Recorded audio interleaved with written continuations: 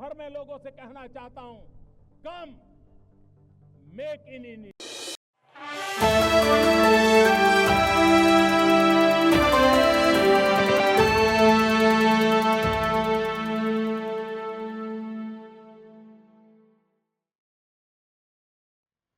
राष्ट्रीय स्वयंसेवक संघ के सरकार्यवाह माननीय दत्तात्रेय होसबोले जी, केंद्रीय मंत्री श्री गजेंद्र शेखावत जी, दिल्ली की लोकप्रिय मुख्यमंत्री रेखा गुप्ता जी, राष्ट्रीय स्वयंसेवक संघ के सभी स्वयंसेवक, अन्य सभी वरिष्ठ महानुभाव, देवी और सज्जनों, कल हमारे एक पुराने स्वयंसेवक और संघ के हर मोड़ पर कहीं न कहीं उनका स्थान रहा है, ऐसे विजय कुमार मल्होत्रा जी को हमने खो दिया। मैं सबसे पहले उनको आदरपूर्वक श्रद्धांजलि देता हूं। साथियों, आज महानवमी है। आज देवी सिद्धिदात्री का दिन है। मैं सभी देशवासियों को नवरात्रि की बधाई देता हूं। कल विजयादशमी का महापर्व है। अन्याय पर न्याय की जीत, असत्य पर सत्य की जीत, अंधकार पर प्रकाश की जीत। विजयादशमी भारतीय संस्कृति के इस विचार और विश्वास का कालजयी उद्घोष है।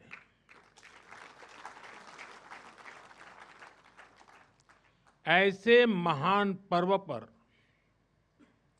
100 वर्ष पूर्व राष्ट्रीय स्वयंसेवक संघ की स्थापना, ये कोई संयोग नहीं था। ये हजारों वर्षों से चली आ रही उस परंपरा का पुनरुत्थान था, जिसमें राष्ट्र चेतना समय समय पर उस युग की चुनौतियों का सामना करने के लिए नए नए अवतारों में प्रकट होती है। इस युग में संघ उसी अनादि राष्ट्र चेतना का पुण्य अवतार है।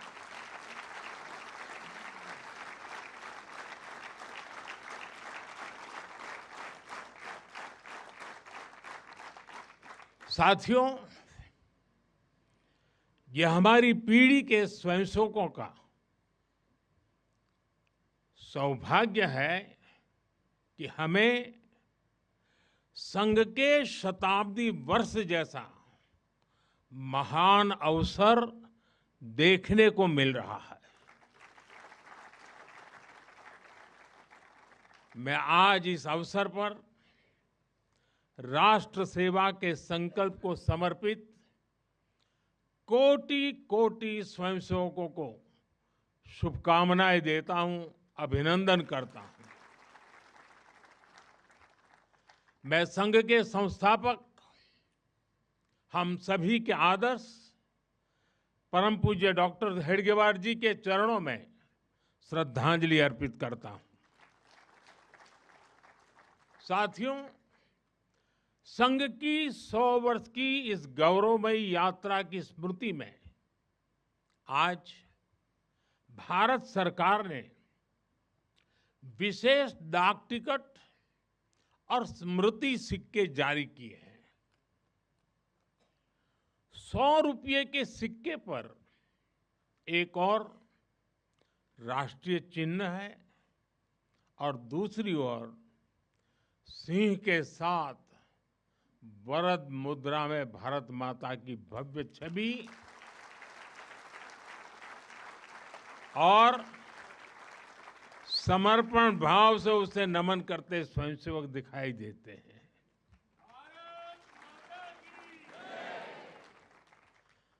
भारतीय मुद्रा पर भारत माता की तस्वीर संभवतः स्वतंत्र भारत के इतिहास में पहली बार ऐसा हुआ है।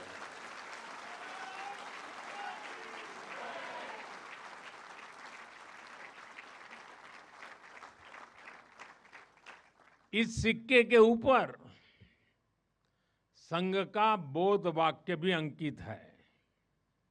राष्ट्राय स्वाहा इदं राष्ट्राय इदं न मम। साथियों, आज जो विशेष स्मृति डाक टिकट जारी हुआ है उसकी भी अपनी एक महत्ता है। हम सभी जानते हैं 26 जनवरी को गणतंत्र दिवस की परेड की कितनी अहमियत होती है। 1963 में 1963 में आरएसएस के स्वयंसेवक भी 26 जनवरी की उस राष्ट्रीय परेड में शामिल हुए थे और उन्होंने आन बान शान से राष्ट्रभक्ति की धुन पर कदम ताल किया था। इस टिकट में उसी ऐतिहासिक क्षण की स्मृति है। साथियों, संघ के स्वयंसेवक जो अनवरत रूप से देश की सेवा में जुटे हैं, समाज को सशक्त कर रहे हैं, इसकी भी झलक एक स्मारक डाक टिकट में है। मैं इन स्मृति सिक्कों और डाक टिकट के लिए देशवासियों को बहुत बहुत बधाई देता हूं। साथियों, जिस तरह विशाल नदियों के किनारे मानव सभ्यताएं पनपती हैं, उसी तरह संघ के किनारे भी और संघ की धारा में भी सैकड़ों जीवन पुष्पित पल्वित हुए हैं। जैसे एक नदी जिन रास्तों से बहती है, उन क्षेत्रों को, वहां की भूमि को, वहां के गांवों को सुजलाम सुफलाम बनाती हुई अपने जल से समृद्ध करती है, वैसे ही संघ ने इस देश के हर क्षेत्र, समाज के हर आयाम को स्पर्श किया है। यह अविरल तप का फल है, यह राष्ट्र प्रवाह प्रबल है। साथियों, जिस तरह एक नदी कई धाराओं में खुद को प्रकट करती है, हर धारा अलग अलग क्षेत्र को पोषित करती है, संघ की यात्रा भी ऐसी ही है। संघ के अलग अलग संगठन भी जीवन के हर पक्ष से जुड़कर राष्ट्र की सेवा करते हैं। शिक्षा हो, कृषि हो, समाज कल्याण हो, आदिवासी कल्याण हो, महिला सशक्तिकरण हो, कला और विज्ञान का क्षेत्र हो, हमारा श्रमिक भाई बहन हो, समाज जीवन के ऐसे कई क्षेत्रों में संघ निरंतर कार्य कर रहा है। और इस यात्रा की भी एक विशेषता रही है। संघ की एक धारा अनेक धारा तो बनी, मल्टीप्लाई तो होती गई, लेकिन उनमें कभी विरोधाभास पैदा नहीं हुआ, डिवीजन नहीं हुआ, क्योंकि हर धारा का विविध क्षेत्र में काम करने वाले हर संगठन का उद्देश्य एक ही है, भाव एक ही है, राष्ट्र प्रथम, नेशन फर्स्ट। साथियों, अपने गठन के बाद से ही राष्ट्रीय स्वयंसेवक संघ विराट उद्देश्य लेकर चला और ये उद्देश्य रहा राष्ट्र निर्माण। इस उद्देश्य की पूर्ति के लिए संघ ने जो रास्ता चुना वो था व्यक्ति निर्माण से राष्ट्र निर्माण। और इस रास्ते पर सतत चलने के लिए जो कार्यपद्धति चुनी वो थी नित्य नियमित चलने वाली शाखा। साथियों, परम पूज्य डॉक्टर हेडगेवार जी जानते थे कि हमारा राष्ट्र तभी सशक्त होगा जब हर नागरिक के भीतर राष्ट्र के प्रति दायित्व का बोध जागृत होगा। हमारा राष्ट्र तभी ऊंचा उठेगा जब भारत का हर नागरिक राष्ट्र के लिए जीना सीखेगा। इसलिए वो व्यक्ति निर्माण में निरंतर जुटे रहे और उनका तरीका भी कुछ अलग ही था। परम पूज्य डॉक्टर हेडगेवार जी से हम बार बार सुना है, वो कहते थे जैसा है वैसा लेना है, जैसा चाहिए वैसा बनाना है। लोक संग्रह का डॉक्टर साहब का ये तरीका कुछ कुछ अगर समझना है तो हम कुम्हार को याद करते हैं। जैसे कुम्हार ईंट पकाता है तो जमीन की सामान्य सी मिट्टी से शुरू करता है। कुम्हार मिट्टी को लाता है, उस पर मेहनत करता है, उसे आकार देकर तपता है, खुद भी तपता है, मिट्टी को भी तपाता है, फिर उन ईंटों को इकट्ठा करके उनसे भव्य इमारत बनाता है।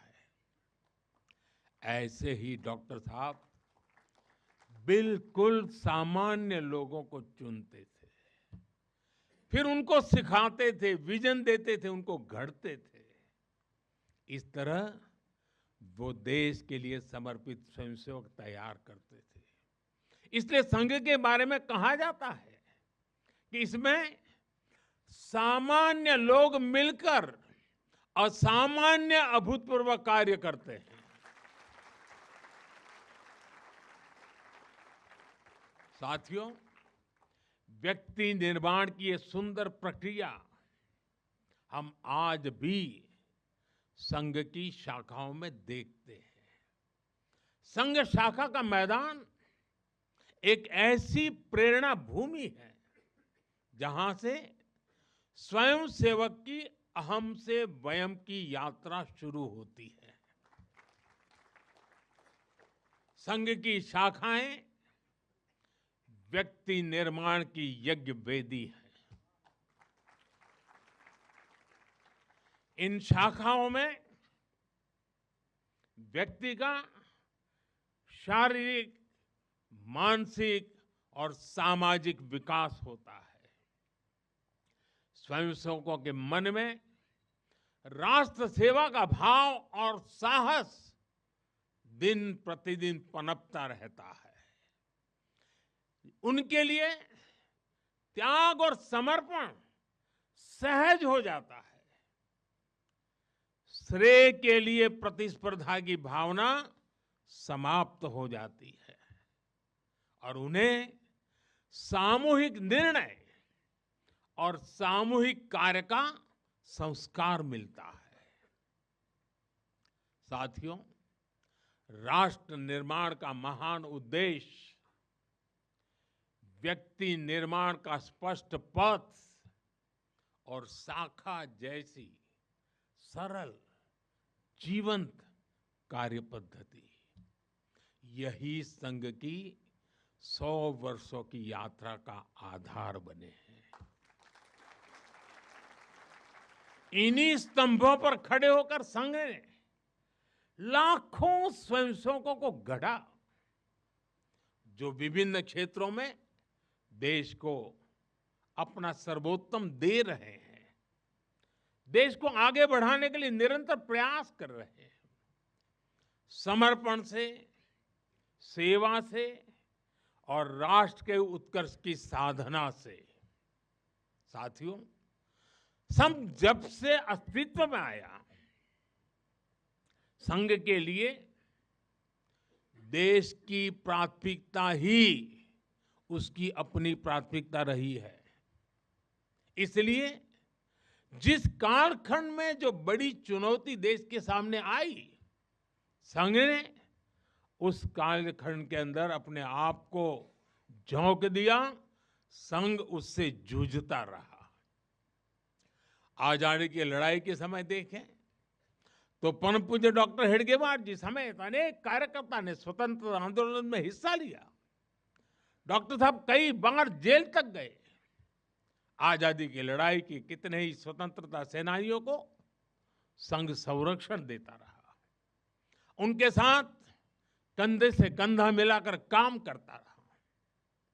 1942 में 1942 में जब चिमूर में अंग्रेजों के खिलाफ आंदोलन हुआ तो उसमें अनेक स्वयंसेवकों को अंग्रेजों के भीषण अत्याचार का सामना करना पड़ा।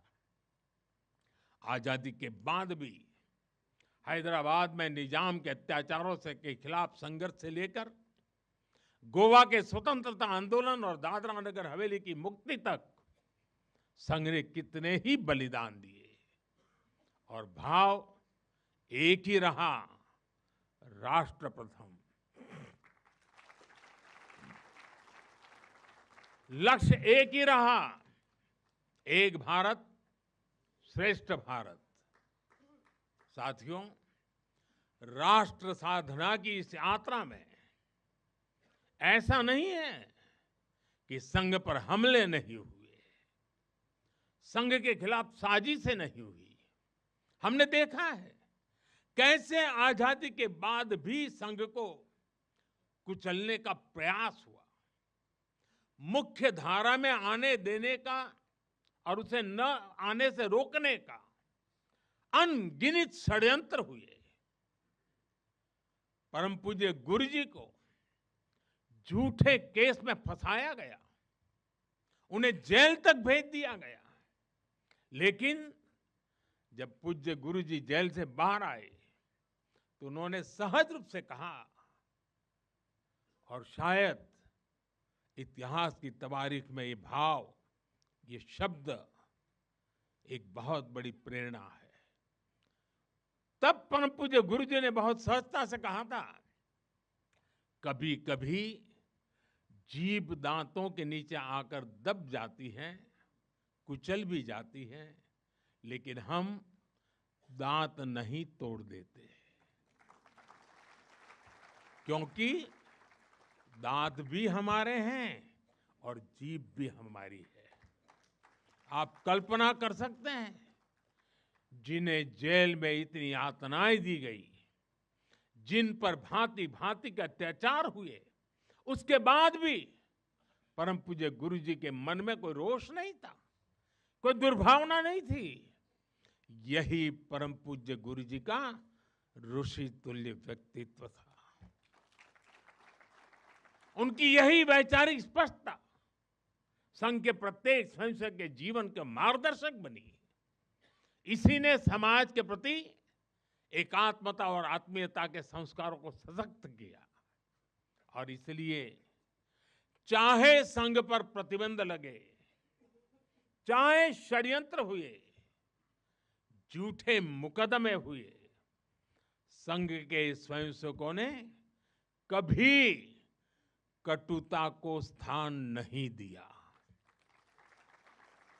क्योंकि वो जानते हैं हम समाज से अलग नहीं है, समाज हम सबसे ही तो बना है। जो अच्छा है वो भी हमारा है, जो कम अच्छा है वो भी हमारा है।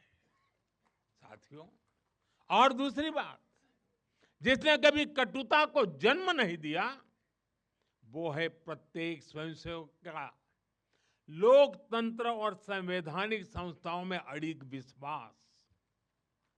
जब देश पर इमरजेंसी थोपी गई तो इसी एक विश्वास ने हर स्वयंसेवक को ताकत दी, उसे संघर्ष करने की क्षमता दी। इन्हीं दो मूल्यों, समाज के साथ एकात्मता और संवैधानिक संस्थाओं के प्रति आस्था ने संघ के स्वयंसेवकों को हर संकट में स्थित प्रज्ञ बना के रखा, समाज के प्रति संवेदनशील बनाए रखा।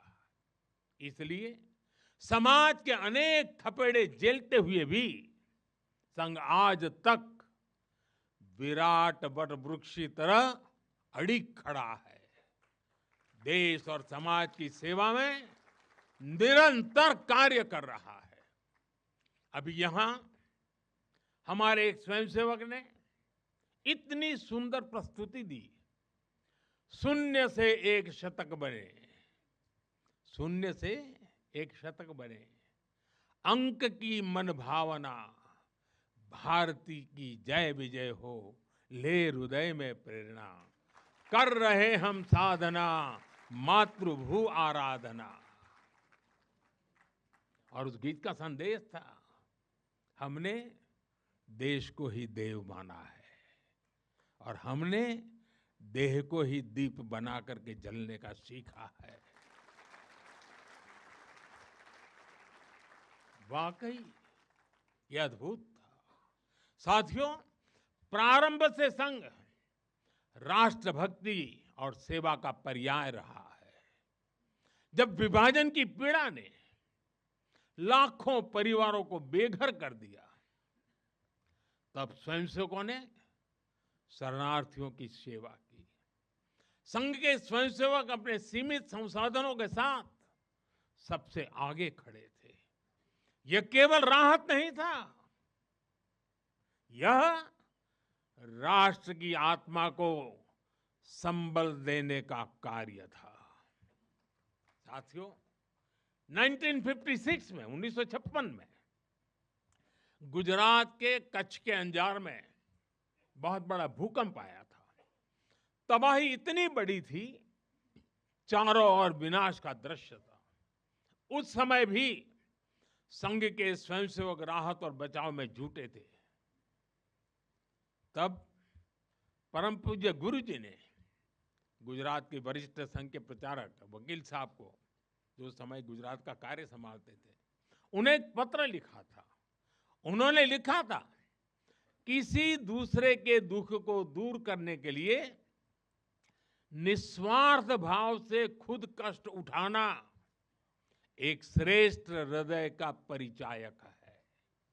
साथियों, खुद कष्ट उठाकर दूसरों के दुख हरना, ये हर स्वयंसेवक की पहचान है। याद करिए 1962 के युद्ध का वो समय, संघ के स्वयंसेवकों ने दिन रात खड़े रहकर सेना की मदद की, उनका हौसला बढ़ाया, सीमा पर बसे गांवों में मदद पहुंचाई। 1971 में लाखों शरणार्थी पूर्वी पाकिस्तान से भारत की धरती पर आए। उनके पास न घर था न साधन। उस कठिन घड़ी में स्वयंसेवकों ने उनके लिए अन्न जुटाया, आश्रय दिया, स्वास्थ्य सेवाएं पहुंचाई, उनके आंसुओं को पोंछा, उनकी पीड़ा को साझा किया। साथियों, एक बार, और हम जानते हैं 1984 सिखों के खिलाफ जो कत्लेआम चलाया गया था, अनेक सिख परिवार संघ के स्वयंसेवकों के घरों में आकर के आश्रय ले रहे थे।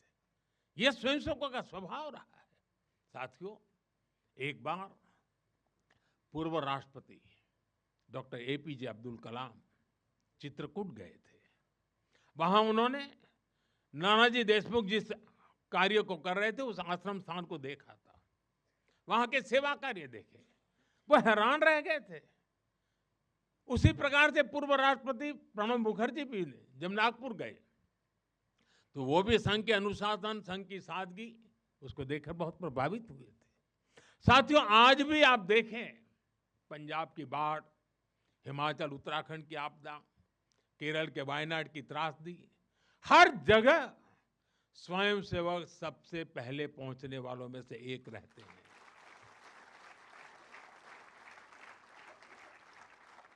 कोरोना काल में तो पूरी दुनिया ने संघ के साहस और सेवा भाव का प्रत्यक्ष प्रमाण देखा है।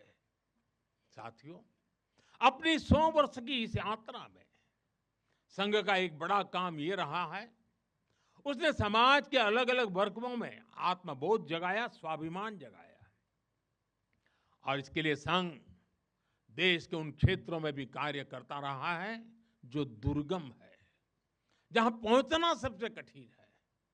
हमारे देश में लगभग 10 करोड़ आदिवासी भाई बहन हैं, जिनके कल्याण के लिए संघ लगातार प्रयासरत है। लंबे समय तक सरकारों ने उन्हें प्राथमिकता नहीं दी, लेकिन संघ ने उनकी संस्कृति, उनके पर्व, उत्सव, उनकी भाषा और परंपराओं को सर्वोच्च प्राथमिकता दी। सेवा भारती, विद्या भारती, एकल विद्यालय, वनवासी कल्याण आश्रम आदिवासी समाज के सशक्तिकरण का स्तंभ बनकर के उभरे। आज हमारे आदिवासी भाई बहनों में जो आत्मविश्वास आया है, वो उनके जीवन में बदल रहा है। साथियों, संघ दशकों से आदिवासी परंपराओं, आदिवासी रीति रिवाजों, आदिवासी मूल्यों को सहजने संवारने में अपना सहयोग देता रहा है, अपना कर्तव्य निभा रहा है। उसकी तपस्या ने भारत की सांस्कृतिक पहचान सुरक्षित रखने में बड़ी भूमिका निभाई है। मैं देश के दूर सुदूर कोने कोने में आदिवासियों का जीवन आसान बनाने में लगे संघ के लाखों स्वयंसेवकों की भी सराहना करूंगा। साथियों, समाज में सदियों से घर कर चुकी जो बीमारियां हैं, जो ऊंच नीच की भावना है, जो कुप्रथाएं हैं, छुआछूत जैसी गंदगी भरी पड़ी है, ये हिंदू समाज की बहुत बड़ी चुनौती रही है। एक ऐसी गंभीर चिंता है जिस पर संघ लगातार काम करता रहा है। एक बार महात्मा गांधी जी वर्धा में संघ के शिविर में गए थे। उन्होंने भी संघ में समता, ममता, समरसता, समभाव, मम भाव, ये जो कुछ भी देखा उसकी खुलकर तारीफ की थी। और आप देखिए, डॉक्टर साहब से लेकर आज तक संघ की हर महान विभूति ने, हर सरसंघ चालक ने भेदभाव और छुआछूत के खिलाफ लड़ाई लड़ी है। परम पूज्य गुरु जी ने निरंतर न हिंदू पतितो भवेत की भावना को आगे बढ़ाया। यानी हर हिंदू एक ही परिवार है, कोई भी हिंदू कभी पतित या नीचा नहीं हो सकता। पूज्य बाला साहब देवव्रत जी के शब्द भी हम सबको याद है। वो कहते थे, छुआछूत अगर पाप नहीं, छुआछूत अगर पाप नहीं तो दुनिया में कोई पाप नहीं है। सरसंघ चालक रहते हुए पूज्य रज्जू भैया जी और पूज्य सुदर्शन जी ने भी इसी भावना को आगे बढ़ाया। वर्तमान सरसंघ चालक आदरणीय मोहन भागवत जी ने भी समरसता के लिए समाज के सामने स्पष्ट लक्ष्य रखा है और गांव गांव तक इस बात की ज्योत जगाई है। क्या है वो? उन्होंने कहा, एक कुआं, एक मंदिर और एक श्मशान। इसे लेकर संघ देश के कोने कोने में गया है। कोई भेदभाव नहीं, कोई मतभेद नहीं, कोई मनभेद नहीं, यही समरसता का आधार है, यही सर्वसमावेशी समाज का संकल्प है। और संघ इसी को निरंतर नई शक्ति दे रहा है, नई ऊर्जा दे रहा है। साथियों, जब 100 साल पहले संघ अस्तित्व में आया था, तो उस समय की आवश्यकताएं, उस समय के संघर्ष कुछ और थे। तब हमें सैकड़ों वर्षों की राजनीतिक गुलामी से मुक्ति पानी थी, अपने सांस्कृतिक मूल्यों की रक्षा करनी थी। लेकिन आज 100 वर्ष बाद जब भारत विकसित होने की तरफ बढ़ रहा है, जब भारत दुनिया की तीसरी सबसे बड़ी इकोनॉमी बनने जा रहा है,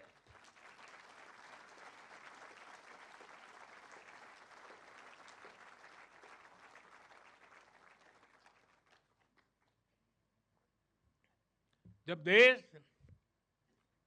और देश का बहुत बड़ा गरीब वर्ग गरीबी को परास्त करके गरीबी को पराजित करके आगे आ रहा है, जब हमारे युवाओं के लिए नए नए सेक्टर्स में नए अवसर बन रहे हैं, जब ग्लोबल डिप्लोमेसी से क्लाइमेट पॉलिसीज तक भारत विश्व में अपनी आवाज बुलंद कर रहा है, तब आज के समय की चुनौतियां अलग है, संघर्ष भी अलग है। दूसरे देशों पर आर्थिक निर्भरता हमारी एकता को तोड़ने की साजिशें, डेमोग्राफी में बदलाव के षड्यंत्र, एक प्रधानमंत्री के नाते मैं नम्रतापूर्वक कहूंगा कि मुझे बहुत संतोष है कि हमारी सरकार इन चुनौतियों से तेजी से निपट रही है।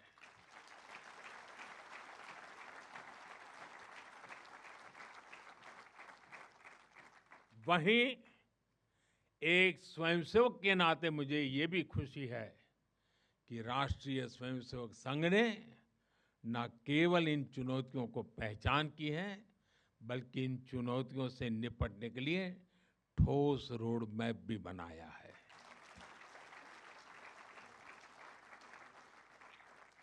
अभी माननीय दत्ता जी ने जिन चीजों का उल्लेख किया, मैं अपने तरीके से फिर से एक बार उसका उल्लेख करना चाहूंगा। साथियों, संघ के पंच परिवर्तन, स्वबोध, सामाजिक समरसता, कुटुंब प्रबोधन, नागरिक शिष्टाचार और पर्यावरण, ये संकल्प हर स्वयंसेवक के लिए देश के समक्ष उपस्थित चुनौतियों को परास्त करने की बहुत बड़ी प्रेरणा है।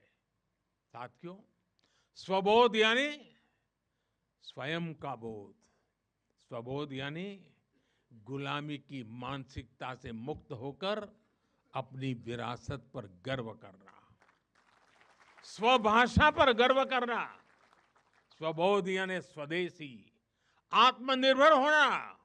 और मेरे देशवासियों, ये बात समझ के चलिए, आत्मनिर्भर ये विकल्प के तौर पर नहीं है, ये अनिवार्यता के रूप में है।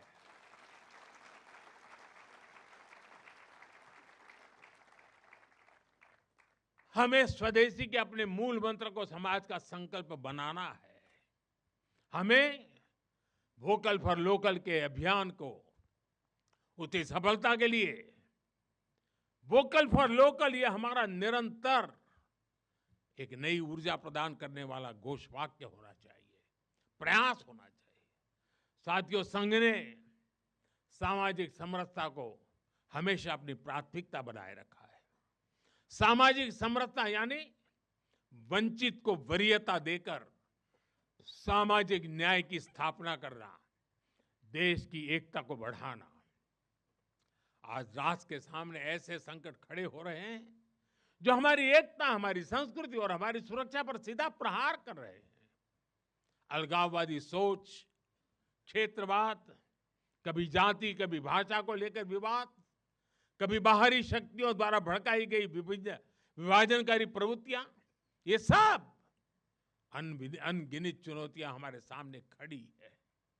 भारत की आत्मा हमेशा विविधता में एकता ही रही है। अगर इस सूत्र को तोड़ा गया तो भारत की शक्ति भी कमजोर होगी, और इसलिए हमें इस सूत्र को निरंतर जीना है, उसे मजबूती देनी है। साथियों, सामाजिक समरसता को आज डेमोग्राफी में बदलाव के षड्यंत्र से, घुसपैठियों से भी बड़ी चुनौती मिल रही है। ये हमारी आंतरिक सुरक्षा और भविष्य की शांति से भी जुड़ा हुआ प्रश्न है। और इसलिए मैंने लाल किले से डेमोग्राफी मिशन की घोषणा की है। हमें इस चुनौती से सतर्क रहना है, इसका डटकर मुकाबला करना है।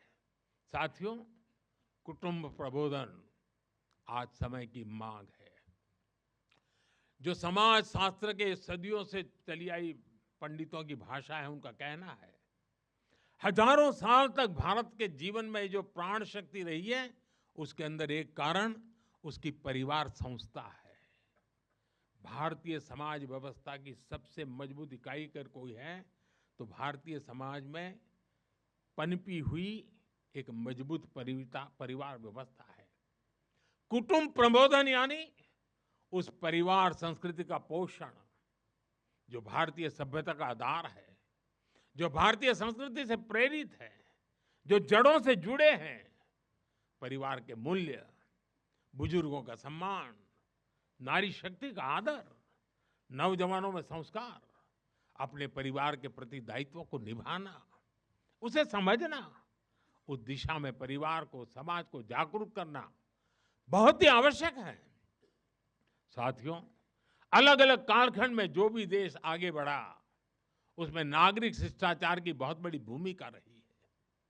नागरिक शिष्टाचार अर्थात कर्तव्य की भावना, नागरिक कर्तव्य का बोध हर देशवासी में हो। स्वच्छता को बढ़ावा, देश की संपत्ति का सम्मान, नियमों और कानूनों का सम्मान, हमें इसे लेकर आगे बढ़ना है। हमारे संविधान की भावना है नागरिक अपने कर्तव्यों का पालन करे। हमें संविधान की इसी भावना को निरंतर सशक्त करना है। साथियों, पर्यावरण की रक्षा वर्तमान और आने वाली पीढ़ियों के लिए बहुत जरूरी है। ये पूरी मानवता के भविष्य से जुड़ा है। हमें इकोनॉमी के साथ ही इकोलॉजी की भी चिंता करनी है। जल संरक्षण, ग्रीन एनर्जी, क्लीन एनर्जी, ये सारे अभियान इसी दिशा में है। साथियों, संघ के ये पंच परिवर्तन, ये वो साधन है जो देश का सामर्थ्य बढ़ाएंगे, जो देश को विभिन्न चुनौतियों से निपटने में मदद करेंगे, जो 2047 तक विकसित भारत के निर्माण का आधार होंगे।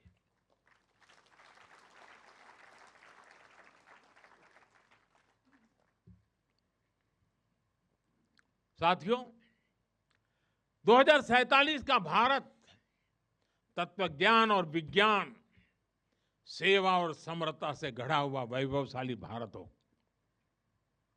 यही संघ की दृष्टि है, यही हम सब स्वयंसेवकों की साधना है और यही हमारा संकल्प है।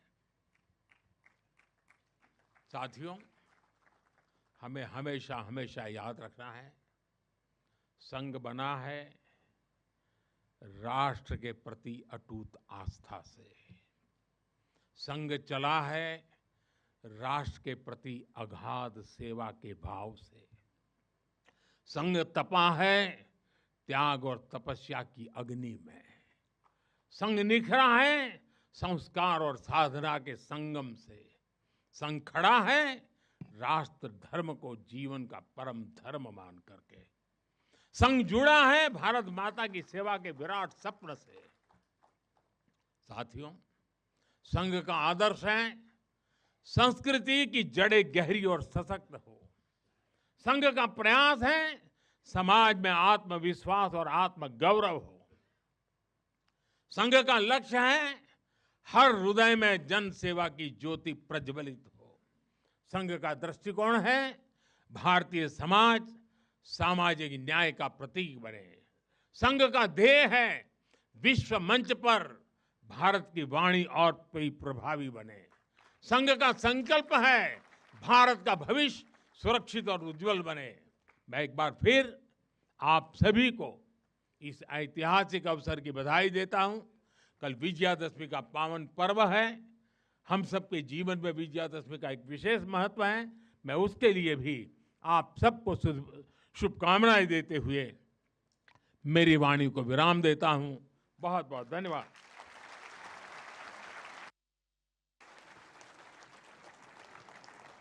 देवी सज्जनों, आप सभी से अनुरोध है, आप सभी अपने अपने स्थान पर खड़े हों राष्ट्रगान के लिए।